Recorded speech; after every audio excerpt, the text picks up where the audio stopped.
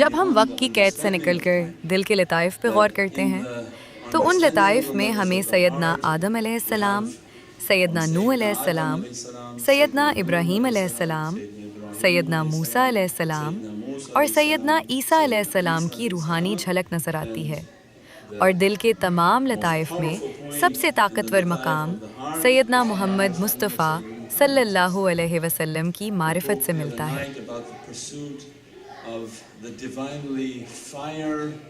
شمس ضیاء و قمر نوراً، ضیاء اور نور کے درمیان میں فرق ہے۔ ضیاء ایک روشنی ہے، اور جو چیز انسان کو اللہ کی رضا دلاتی ہے وہ ضیاء کے ساتھ جڑا ہوا حرف را ہے، یعنی یہ وہ ربانی لوگ ہیں جن سے اللہ عز و جل راضی ہے اور اس نے انہیں ایک دائمی نور عطا فرمایا ہے۔ وہ اپنی دائمی حقیقت کو پا لیتے ہیں، جس کے نتیجے میں وہ چمکتے ہوئے چاند جیسے ہو جاتے ہیں، وہ نور بانٹتے ہیں۔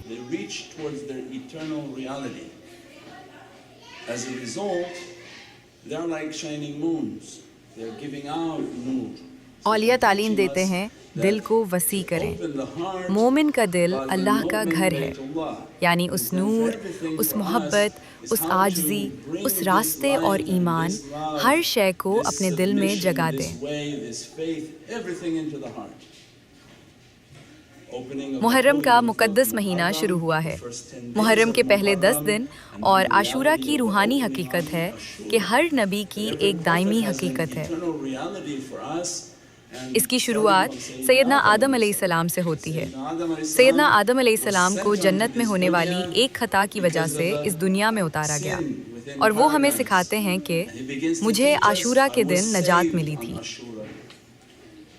دنیا میں 40 سال روتے ہوئے اور سجدے میں گزارنے کے بعد اللہ عز و جل نے ان کی دعا قبول فرمائی۔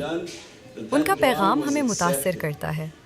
دل میں وسعت پیدا کرنے کے لیے عاشورہ کا پہلا بنیادی سبق یہ ہے کہ جب ہم کھلے دل کے ساتھ اولیاء کے ساتھ بیٹھتے ہیں اور دعا کرتے ہیں، یا رب ہمیں کشادہ دل عطا فرما، ہمارے دلوں میں ایمان کی روشنی پیدا فرما، تو اللہ عز و جل دل میں یہ بات ڈالتا ہے کہ آپ تمام انبیاء کے راستے پر چلیں۔ وہ انبیاء کرام ہمیں راستہ دکھاتے ہیں اور ہدایت دیتے ہیں، یعنی پہلا دروازہ کھولنے کے لیے ضروری ہے کہ اللہ عز و جل ہماری توبہ قبول فرمائے، یعنی ہمیں معاف فرمائے۔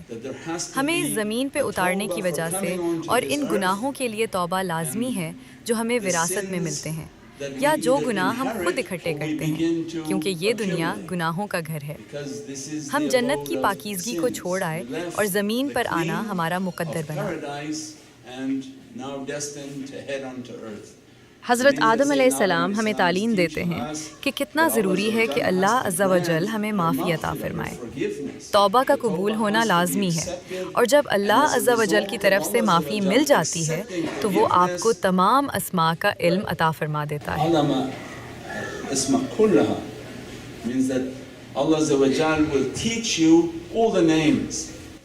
سیدنا آدم علیہ السلام کا پیغام یہ ہے کہ تمام مخلوق کا احترام دل میں پیدا ہو جائے گا۔ پہلا قدم یہی ہے کہ اللہ عز و جل آپ کی معافی قبول فرمائے، ہماری توبہ کو قبول فرمائے۔ ہم معافی کے طلبگار ہیں۔ معافی ملنے کے بعد اللہ عز و جل علم معرفت عطا فرماتا ہے۔ بسم اللہ الرحمن الرحیم، آسمانوں اور زمین کی تمام حقیقت اس میں ہے۔ اسی وجہ سے اولیاء اللہ کے نزدیک محرم کا مہینہ نمبر 9 کی بنیاد پر شروع ہوتا ہے۔ ہم 1 سے 12 مہینوں کا حساب رکھتے ہیں۔ پہلا مہینہ 1، دوسرا مہینہ 2۔ اولیاء 9 کے عدد کو بنیاد بناتے ہیں، کیونکہ ہندوسوں کی دنیا میں 9 تمام نمبروں کا سلطان ہے۔ یہ نمبروں کی عاجزی کا مقام ہے۔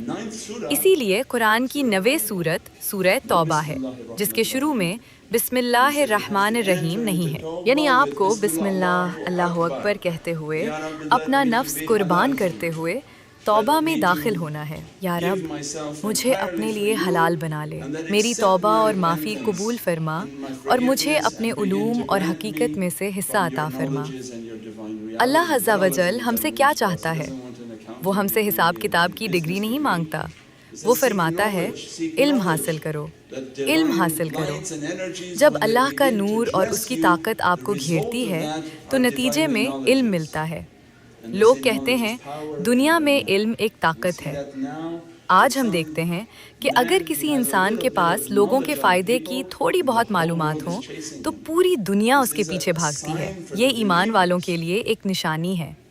اگر آپ کے پاس لوگوں کی معلومات ہوں تو وہ آپ کے پیچھے آتے ہیں، اور آج ہر کوئی دنیاوی مقاصد کے لیے اپنے پاس موجود معلومات سے کھیل رہا ہے۔ اللہ عز و جل فرماتا ہے کہ میرے علوم آپ کی روح کے لیے ایک غیبی طاقت ہے۔ آپ کی روح کی زینت بننے والے اس دائمی لباس کی نہ کوئی ابتدا ہے اور نہ کوئی انتہا۔ عاشورہ کی اصل اہمیت یہ ہے کہ اللہ عز و جل ہماری توبہ قبول فرمائے۔ جیسے اللہ عز و جل نے سیدنا آدم علیہ السلام کی توبہ قبول فرمائی، اور اللہ عز و جل تمام اسماء، تمام حقیقت اور علوم کے دروازے کھول دے۔